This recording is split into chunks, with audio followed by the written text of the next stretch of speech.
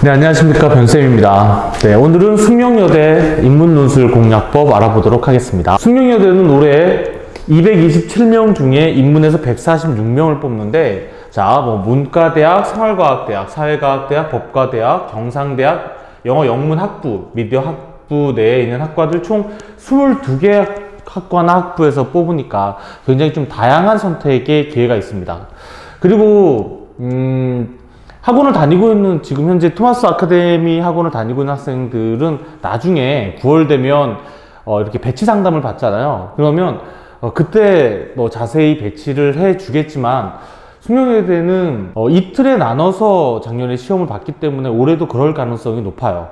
그러면 이 학교는 지원하는 법을 조금 더 선생님들이랑 연구를 해서 어떻게 하면 좀 더 경쟁력 있게 지원할 수 있는지, 이런 것들은 1대1로 대면해서 알려드리도록 할게요. 자, 수능 최저 자격 기준이 올해 약간 내려갔어요.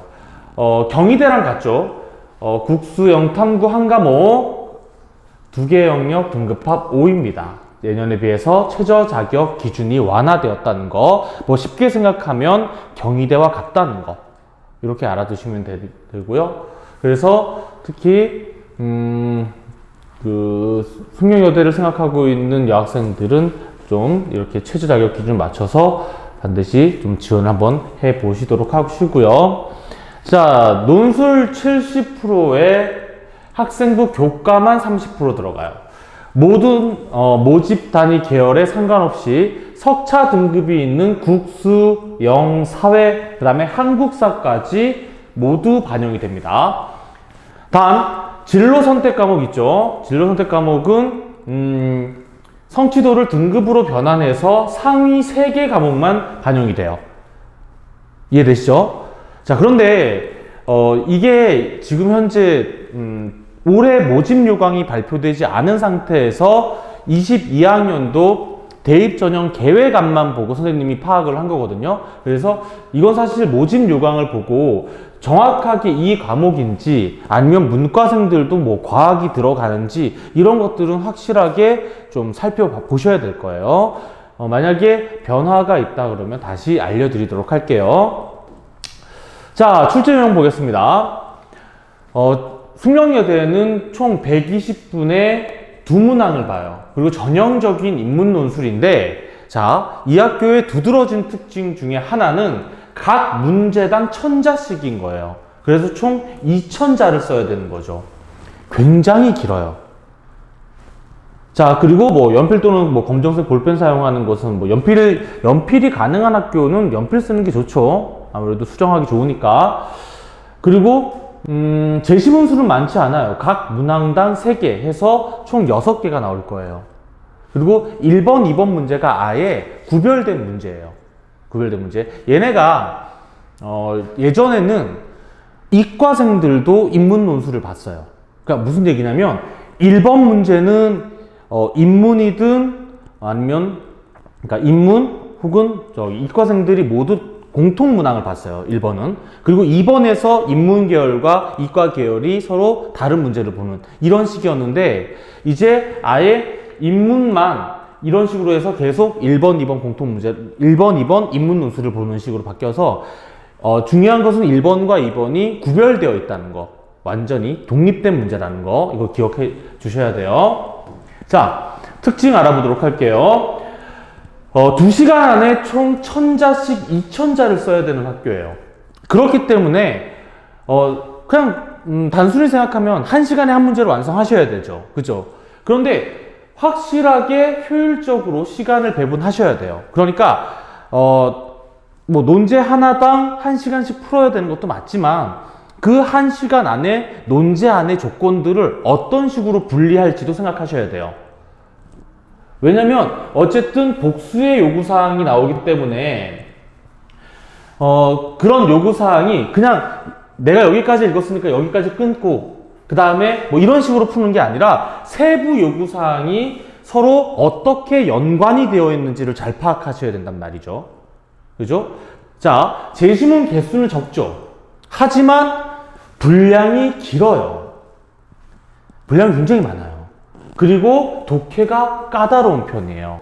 그래서 그냥 빨리 독해를 하려고 하기보다는 어차피 제시문 개수가 적기 때문에 지금 이 제시문들이 제시문 간 서로 연관관계, 논리구조가 어떻게 이루어져 있는지 파악하는 것이 중요해요. 실제 어떻게 문제가 나왔는지 살펴보도록 할게요. 자, 먼저 인문계열 1회차예요. 보세요. 문항 1번. 나를 통해 가의 문제적 상황이 발생한 이유를 설명하고, 자, 설명 문제죠.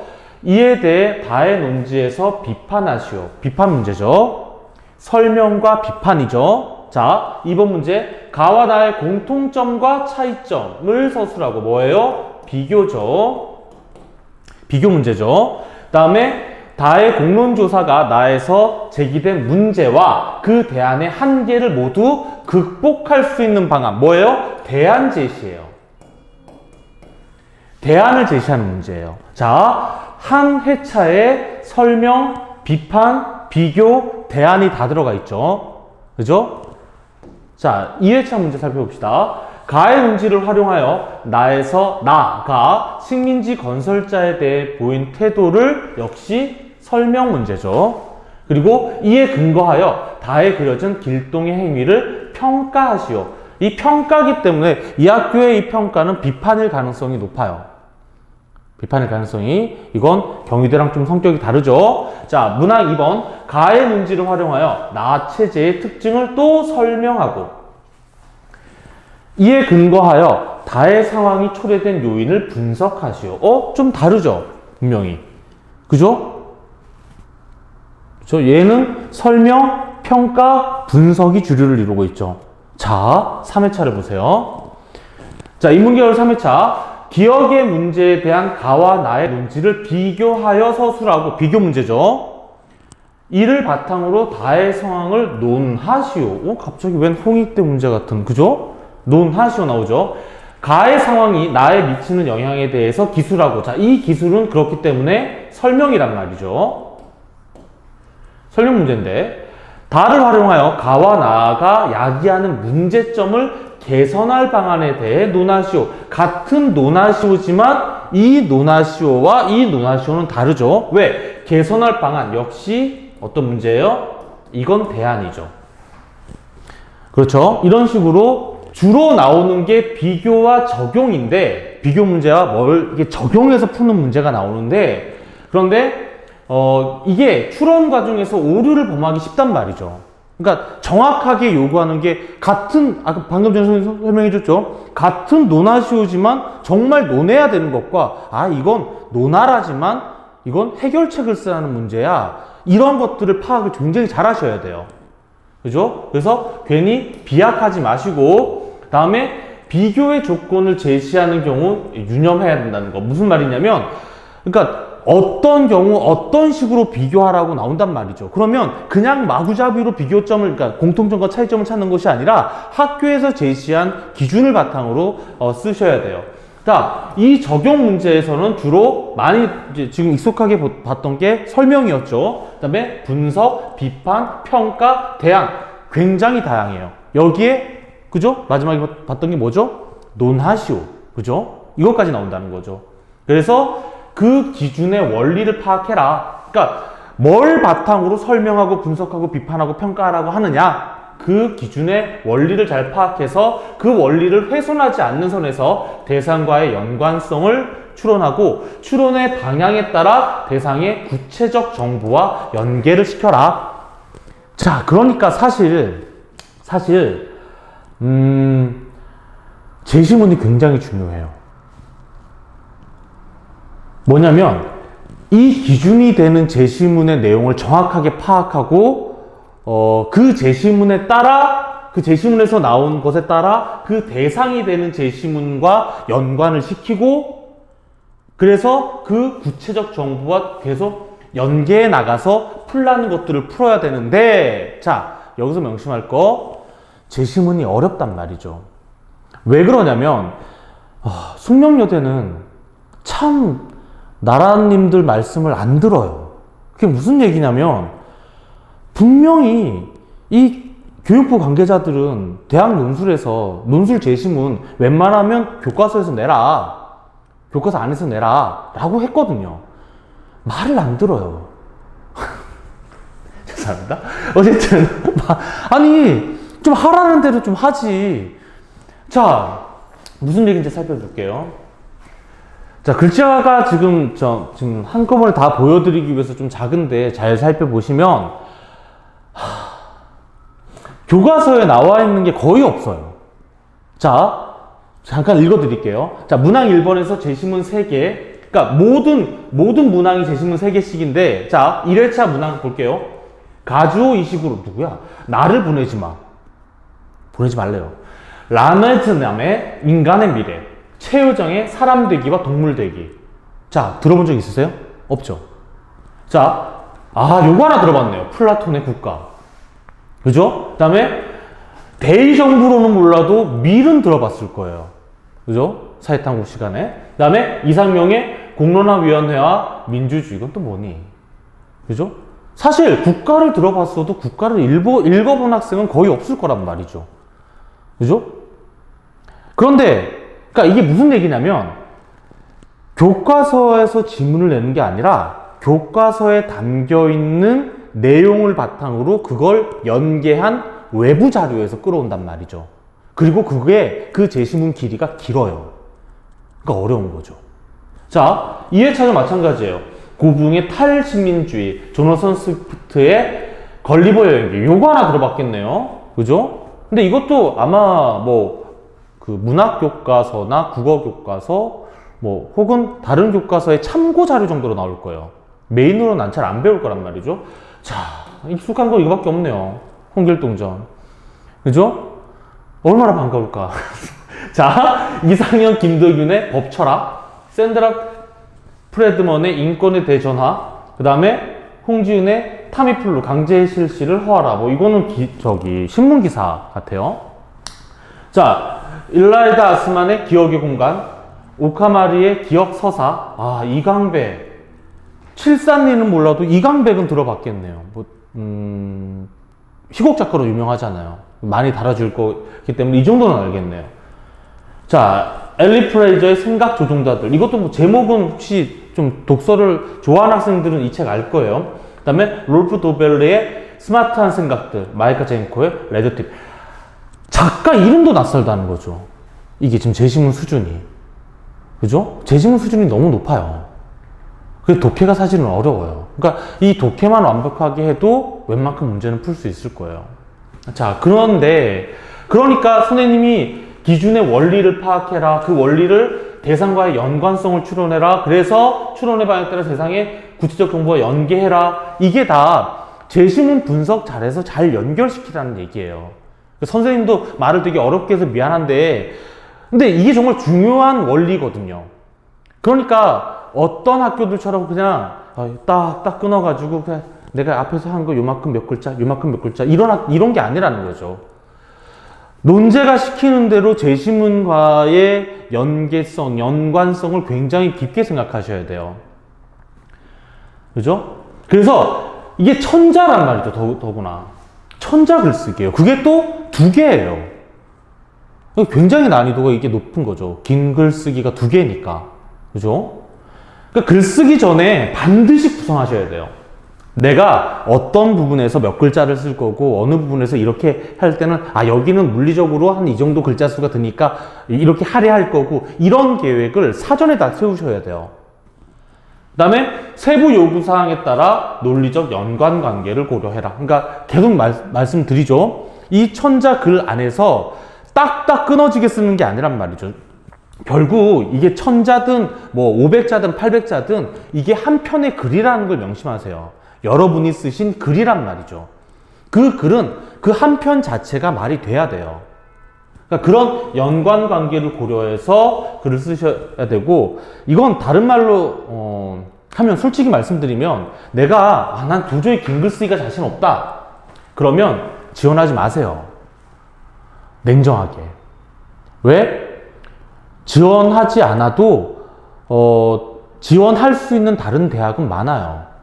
자, 근데 요건 반대로 생각하면 이게 좀 되면 최저가 이합 5에도 불구하고 논술이 어쨌든 70%나 들어가고 하기 때문에 굉장히 변별성이 클 거예요. 그러니까 이런 연습을 잘 해둔 학생들은 오히려, 그러니까 이런 말씀 드려서 좀 뭐한데, 논술이 너무 쉽게 나오는 대학들이 있어요.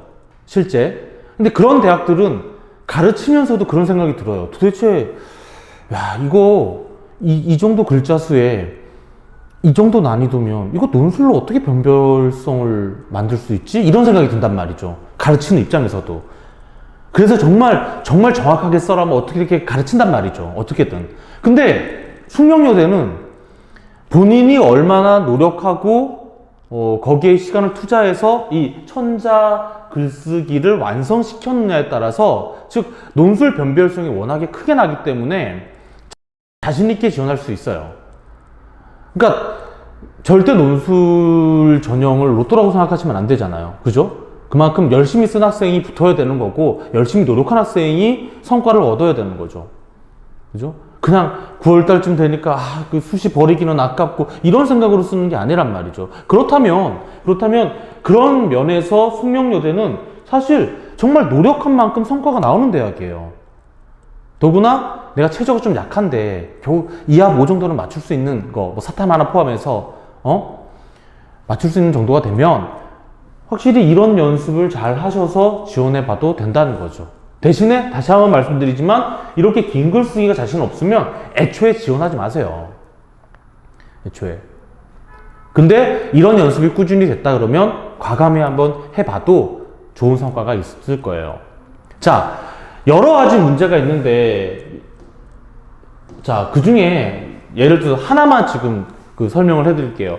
인문계열 2회차의 문항 1번인데, 이게 아까 전에 뭐 홍길동전, 그나마 아는 작품이 있는 게 이거밖에 없어서 그러니까 학생들이, 제가 지금 제시문이 없이 여러분에게 이렇게 문제를 푸는 거다라는 것을 알려드리기 위해서 얘기를 하잖아요. 그러니까 딱 말씀드릴 수 있는 게 이 문항 1번 요거 하나 정도 제가 설명을 해드릴게요. 어떻게 써야 되는지. 자, 가의 논지를 활용하여라고 했으니까 가의 논지가 뭔지 파악을 해야 되는데, 가의 논지는 식민주의에 대해서 나와 있어요. 이게 그 개념이에요. 타자화 개념이에요. 자, 선생님이랑 수업 시간에 배운 학생들은 이 개념 알 거예요. 타자화. 그리고 뭐 학교에서도 배운 학생들도 있을 거고. 타자화는 간단하게 설명을 하면 우리를 중심에 두고 우리와 다른 특성에 있는 사람들을 외부로 모는 거란 말이죠. 외부로 모는 거란 말이죠. 그죠? 그런 원리란 말이죠. 그러니까 이것은 간단히 얘기해서 굉장히 이분법적 원리고 차별화 논리란 말이죠. 타자화 시킨다는 건. 그래서 타자화라고 얘기를 한단 말이죠. 쉽게 얘기를 하면. 그죠? 그러니까 이건 수업 시간에 얘기를 할 거지만 데카르트부터 이제 시작이 된단 말이죠. 그러니까 데카르트가 나는 생각한다, 고로 존재한다라는 아주 근대 철학의 아버지로서의 명제를 얘기를 하는데, 이성적 사고를 가진 자들과 그렇지 못한 자들을 분리한단 말이죠. 그래서 뭐 그렇다면 당연히 이제 이게 어떤 원리가 되냐면 제국주의의 식민화 정책이 정당화돼요. 그러니까 제국주의 사람들은 지들이 지성을 가진, 그러니까 이성적인 사람이라고 생각했을 거고, 자기들이 이제 식민지 지배를 하려고 하는 곳에 살고 있는 원주민들을 어떻게 생각했을까요?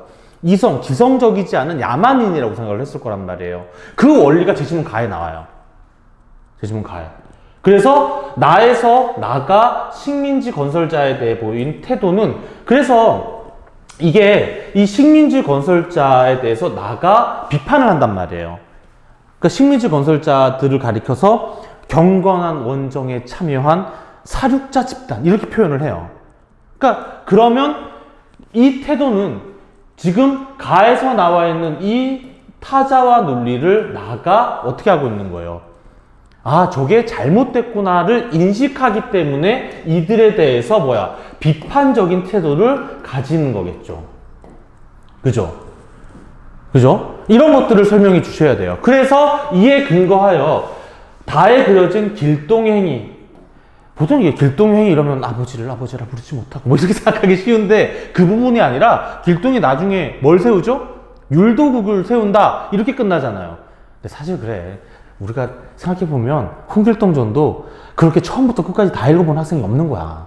우리는 늘 읽을 때 그 아버지를 아버지라 부르지 못하고 형을 형이라 부르지 못하니 그 부분만 늘 배워왔던 거지. 그놈의 호부호형.